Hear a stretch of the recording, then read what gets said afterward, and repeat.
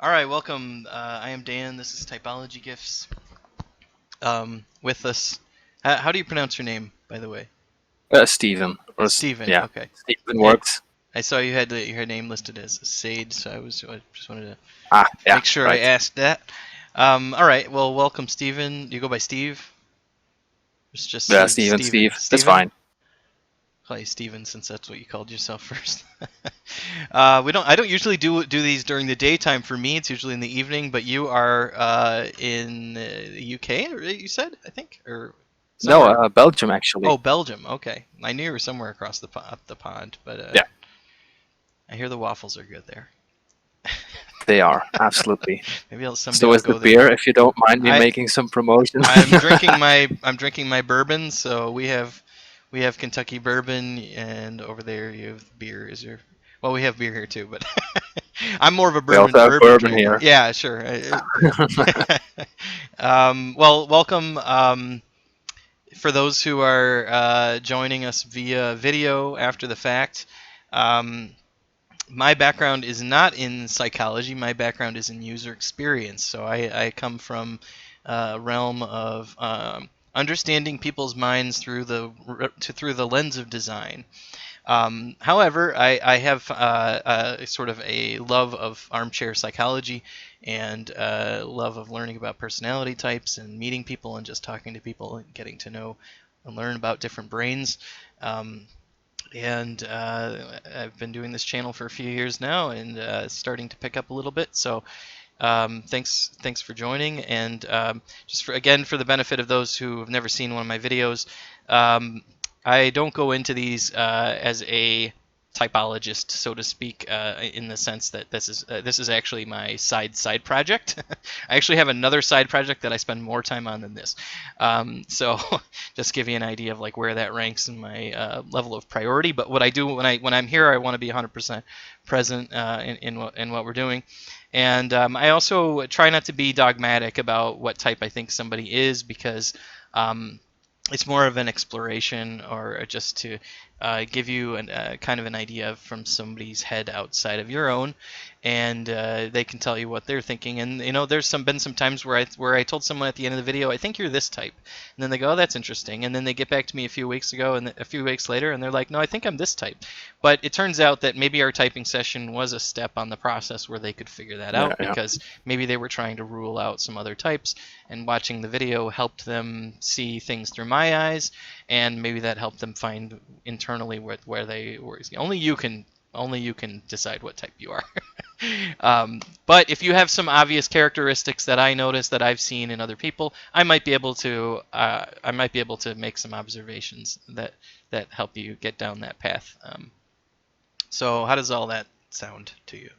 Sounds good. Okay. I've been looking around a couple of types already, and I seem to fit A few different quite a few ones. of them. So yeah, Yeah. yeah. So Right. I'm Right. very curious what you're going to find. Okay. I will So admit so I'm am I. pretty sure already about what type I Okay. might be. Well, don't tell So, me, but and I'm then still in. But I'm not going to. I'm at not the going end to. we'll See we'll if we I'll can. tell you what type. I'll tell you which cognitive functions I think I'm seeing, if you know that jazz. You know all Yeah, about that jazz. Um, and then we can see, before we say what type we think, what type I think you are, and you tell me what type you think you are. We can maybe talk about which cognitive functions we think are uh, expressing themselves most easily. So sounds good. yeah. So one of the questions, a good opener question that I like to ask people, because I can just get all kinds of different answers, is, and don't, this is the other thing about this. Don't feel like you're going to say the wrong thing or whatever, because I tend to be listening between the lines and um, trying to not hear exactly literally what you're saying, but how you're saying it and what you're talking about and how you're wording things and things like that. So you don't have to necessarily worry that I said something that implies I'm a different type than I think I am or something. Yeah, yeah. Um, but who knows? We might be surprised right at the end. So let's find out.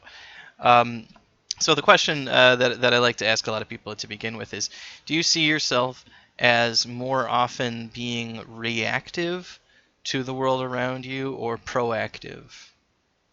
And could you elaborate as to why you would say, or somewhere in the middle, or leaning more towards one way or the other? Where do you think that, if that was a spectrum, where do you think you'd fall on that spectrum?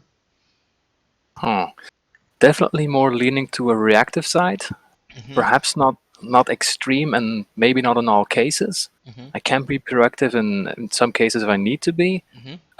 but that's mostly when I'm um, not exactly pushed into a corner, but when I'm seeing that the likely outcome is not really what I would like to see, Mhm. and people around me don't take any steps either, then I'll be the one to act proactively. But usually I'm more of a reactive type, more of a problem solver. So whatever comes my way, I'll usually um, take some countermeasures to prevent a similar situation from happening again. That's Mhm. something I Mhm. do. Um, but yeah, if I can identify some situation where I might have some issues, and I'll be more proactive just because I've learned to deal with it a bit more efficiently. Mhm. Mhm. Mhm. Um, what kinds of problems come easily to you to solve? Um, More of an open-ended practical problem is Mhm. usually something I'm pretty good at. Yeah, making something work. Mhm. Um, it can have some aesthetic aspect as well. Mhm. Um, Like artistic, you mean? Emotion. Yeah, yeah. I Mm. do. I tend to focus a little bit more on making it look good as well. Mhm. Aside from just having a solution that works properly, Mhm. if I can make it look good and or look intentional, maybe Mhm. that's Mhm. something I also go for. Mhm. Mhm. Something that's a bit more difficult is usually like emotional issue. Although people come up to me sometimes to tell me stories or their personal problems. That happens as well. Mhm. Um, but it doesn't come as natural to me to give them advice. I usually fall back on some practical approach. Have you tried this or have you tried that? And sometimes that just completely backfires. So Mhm. Mhm. yeah, And why do you think it backfires? um, because I'm moving too fast.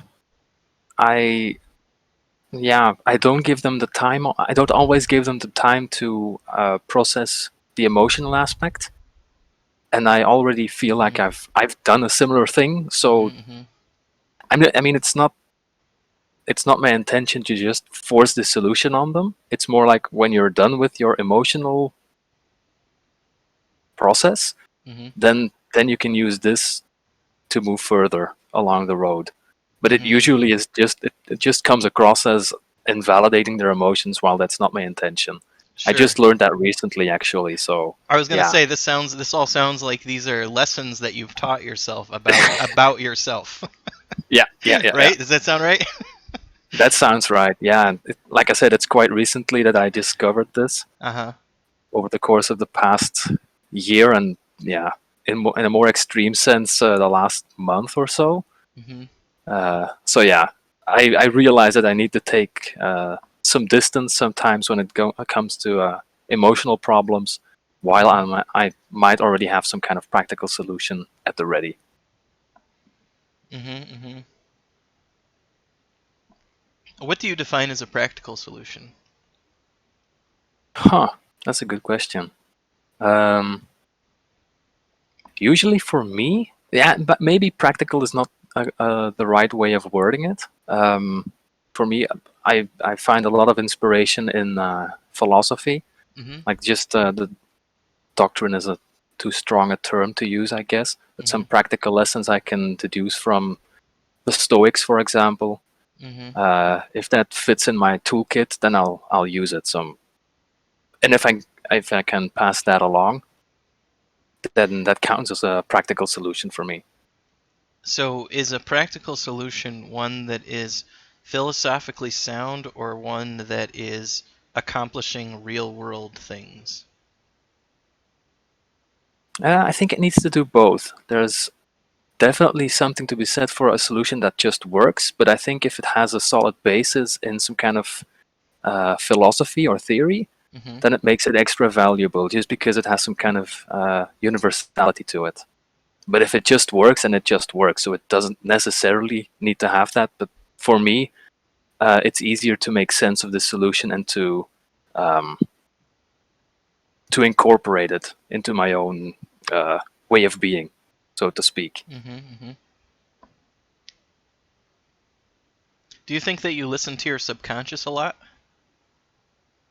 Oh, not always. No, I Not don't think so. always. So that's an answer of someone who's saying I should do it all the time, but there's sometimes I don't, and therefore I do it most of the time. Wait, you need to. You lost me there halfway. Are you saying that you do listen to your subconscious often, and then there are times where you didn't and something went wrong and you wished you had, therefore you wish that you did it all the time? Yeah, yeah, I'm trying to unpack what you just said, so I want you to elaborate. I want you to tell me yeah, why. yeah, yeah. I'm going to. I think it's more of a question of.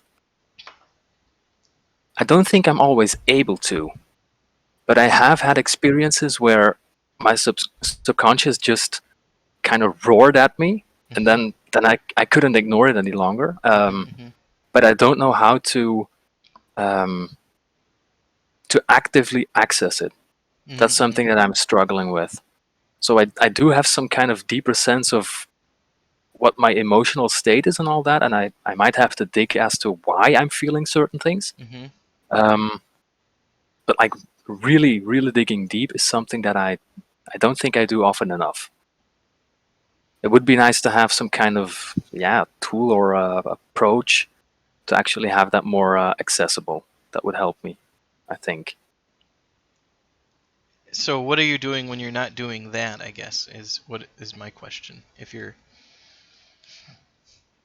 Are you saying that you wish you were I'm still trying to get to the bottom of this a little bit. Hmm. Um let's see. Let me try to ask it. I'm going to go a different line of inquiry because I feel like I'm going to get lost if I go down that one. Um, let's see. Could you now? Obviously, if you're in any kind of group setting, it's going to change depending on the group you're with. Like you're going to be different with your family than you will be with Hmm. classmates, and you will be with coworkers. Um, so, what is the spectrum of how you are in a group, sort of? And I acknowledging that it's going to change, but like um, how are you in this kind of group? How are you in that kind of group? How are you in this kind of group? Fairly similar, actually. There's not a lot of adjusting that I need to do. I Mhm. usually, when I'm in a new group or in a new setting, Mhm. then I'm a bit more in the background, Mhm. and I still am in my most familiar groups. But they know if ah, I'm more likely to open my mouth when I'm in a familiar setting, and Mhm. it could be along coworkers or family or whatever. Um, so I'm more of an observer, more passive observer in Mhm. a new kind of group. Mhm. But within even within that, I don't really change all that much. And is that kind of because of sort of like what you see is what you get, or is there something else that you can attribute that to? Kind of. Yeah, what you see is what you get is pretty close. Mhm. I still will adjust if, how should I say this? Like if I have specific values that just don't match the group at all, Mhm. then I'll just not act on them. But if they do get violated in some kind of way, or I do feel pressured in some sense, Mhm. then I will let them know. Like I'm not okay with this Mhm. for this and this reason. Mhm. But usually I just kind of blend in, and I don't think it's really relevant to always show my distinct values and character. If I can blend in, I will, and if I don't, then I'll let people know why that actually is. And But so, it works. yeah, go It ahead. works quite well for me so far. And is it an aversion to conflict to blend in? What Um, what is the reason for blending in or the in a benefit? sense, I'm not averse to conflict per se. Hmm. Um, but I'm also not someone just instigating conflict just for the sake of it. Like if I Hmm. can keep the peace, then I will. But Hmm. if I see that we're in a peaceful situation for Hmm. the wrong reasons, then I'll Hmm. still say, guys, we're kind of going the wrong way. It all feels good, but it's not. Yeah, it's not right what we're doing, and we're hiding the truth just to keep the peace, and that doesn't really work for me. Okay. Um, has anyone ever accused you of being an asshole? uh, Not that I can remember actually, Okay. but I do take my time to integrate myself into the group as a pretty likable character. So Mm. they usually know that when I say something, that Hmm. it's always from best intentions, even Hmm. if what I say is very harsh. So you So understand how to cushion the blow of harsh words. um, yes and no. I think the cushioning itself is mainly because I'm really not judgmental on a lot of things. So Hmm. people get to know me over the course of months, maybe even years. Hmm. And then when something just really feels out of place for me, then I'll let them know. So Hmm. I think they just have this image of me already of someone only speaking up when shit is really hitting the fan. And Hmm. otherwise I'll just let it slide. But if it's really important, yeah. I, but no, I don't think I've ever been called an asshole by anyone, at least not to my face. What is a misconception that you find that people have about you? About me. I have heard some people say that I have a very um, like a vibe of being serious and Hmm. difficult to approach, Hmm. and they're usually very surprised that I'm actually very laid back, very gentle, Hmm. um, like specifically with my pets. I got two cats running around here, and it's just an acquaintance of mine was very surprised that I could be this gentle. And it's not like I act a tough guy or anything, Hmm. not in my own social settings or social groups. Hmm. So maybe it's just the image. I mean, it could be it. Maybe. Um, does it bother you to be misunderstood, or how to what degree does it bother you to be misunderstood? Um, I think mostly when I'm specifically saying something. So if I don't really have a direct connection Hmm. and they judge me just based on appearance, that's kind of on them. I don't really mind that. Hmm. But if I'm trying to make a point, mainly to help someone, and that's understood, that does hurt me a lot. Hmm. Hmm. And how do you go about trying to clear up the misconception or misunderstanding? Um, yeah. I will try to approach the person and just clarify my case. Like, it's really not my intention to be hurtful. It's really Hmm. not my intention to upset anyone. It's just this is what I see as uh, something helpful, maybe even truth. Hmm. And I cannot just keep silent when I know something might help someone. And especially if I know that it's truth, then I just can't. I just can't Hmm. keep Hmm. that to myself, even if it is or might be hurtful. So yeah, I really need to invest time building a relation before I have that kind of access to just speak a bit more harshly or more bluntly. Hmm. Hmm. Um, yeah, Okay. Um,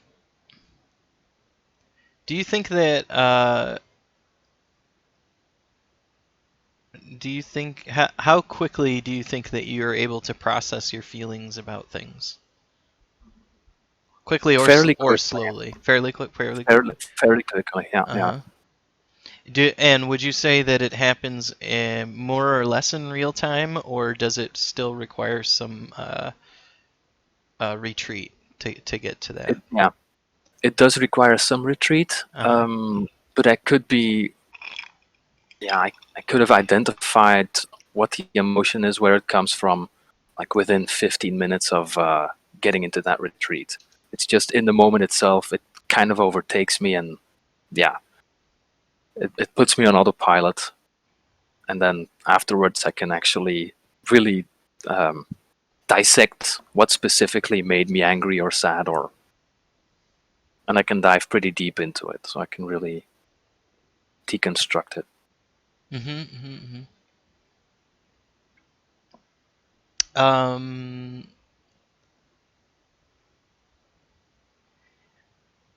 okay. I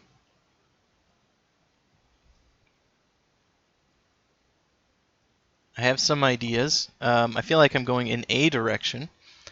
Uh, well, I'm going in a few different directions, so I need to try to see if I can hone in a little more. Um, Okay.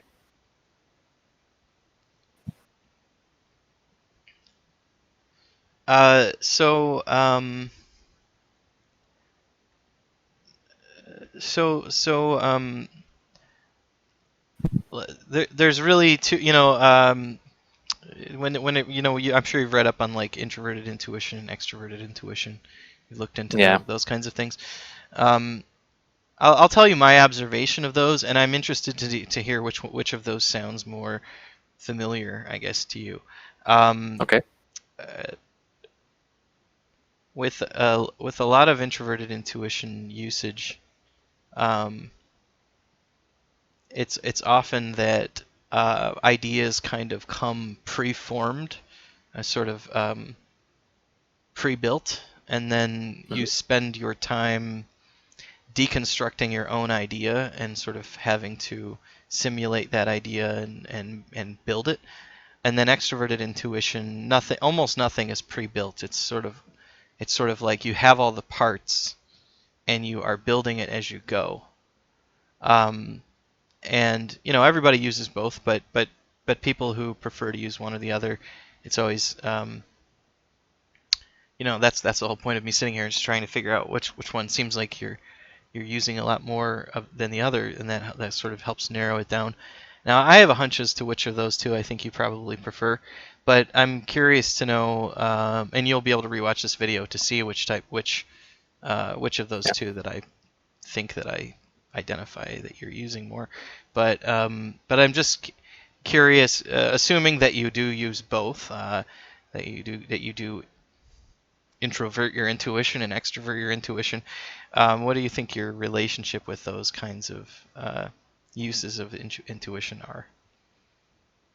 Oh, I think I don't use intuition all that much, but when I do, it's probably introverted intuition. Mm-hmm. I've noticed that whenever I get some kind of question to brainstorm about something and it's too open ended, I just get nowhere. Mm-hmm. But if it's specifically, hey, figure out some kind of solution for this specific problem, then Mm-hmm. I'm good. Mm-hmm. Mm-hmm. So it helps you to have those constraints Yeah. going Yeah. into the problem. You don't see those as confining. You see those as helping you to narrow in on Yeah. what the Yeah. solution is. Okay, I'm the same way, by the way. Just to let you know. So um, now I think I have a slightly better idea of what direction to go in. Um,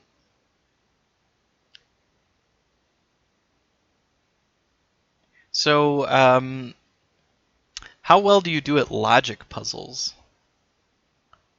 This could Um, be could be like physical, those kind of like physical logic puzzles, or it could be uh, um, A is not B is not C. You know what I mean? You've seen those yeah. kinds Yeah. of Yeah. Yeah. logic I'm puzzles. I'm decent at it, Mhm. but that might also be because of my, yeah, just professional work. I'm Mhm. a software developer, so Mhm. you kind of have to work with the A's and the B's. Yeah. Right. So Right. I think that might have been learned. Hmm. But yeah, any kind of puzzle that has a purpose, I'm pretty decent at it. So I can, yeah, abstract thinking it works for me. It helps to have some kind of concrete example though, or some more concrete representation maybe, Hmm. like Hmm. a graph or a spreadsheet that does help. Sure. But yeah, Whenever you're solving a problem, do you prefer if the steps are laid out for you beforehand so that you can go step one, step two, step three, and just sort of follow it through? I've been thinking about that because of another video I watched Hmm. and another discussion that I had, Hmm. and basically, um, I think the steps are a good starting point. Hmm. But I'm not averse to just tossing a step out if it's inefficient or if it's Sure. uh, like IKEA. No, sometimes I'll just flip something upside down and I'll do it my way. But a good starting point. Hmm. Hmm. Okay, that makes sense. I can fix something without any of the steps though, but then I might make a mistake and have to tear something apart again. But yeah, it's usually not too bad. Okay, okay. Um, what about the physicality of your body? You know, some people have just like high level of physical aptitude, uh, everything from sports to like craftsmanship Mhm. and agility. I don't know. And some people are just like brains in a vat. They just like they like running into everything and just try to move around and struggle with that. So where do you fall kind of on that spectrum of It mobility? really it really depends. Hmm. I'm an awful dancer, like Okay. awful, but that might also be because I'm very self-conscious about it. Uh-huh. Um, but I do dabble in some craftsmanship, like steel fabrication, Okay. welding, Hmm. and musicianship as well. Oh, okay. Uh, Trying to be a drummer, which works pretty well Hmm. until I start overthinking, and then I'll just lose my groove, and it's all for naught. Okay. Okay. Um, so what about your relationship to um, your own mistakes? How do you negotiate? Do you think about them very often? And if you do, uh, if you do or you don't, could you elaborate, I guess, on that? um, I do, but I'm not sure whether that's by hmm, whether that's by choice. Hmm. So I might ruminate over stupid things that happened way too long ago. Hmm. Um, but it's also something that I try to take along and try to just be better at in the future. Hmm. Like Hmm. it happened in the past, so it's kind of gone. But I'd be feeling quite stupid if I made the same mistake over and over again. Hmm. Hmm. So, do you have a? Is it a motivating thing for you to not feel stupid?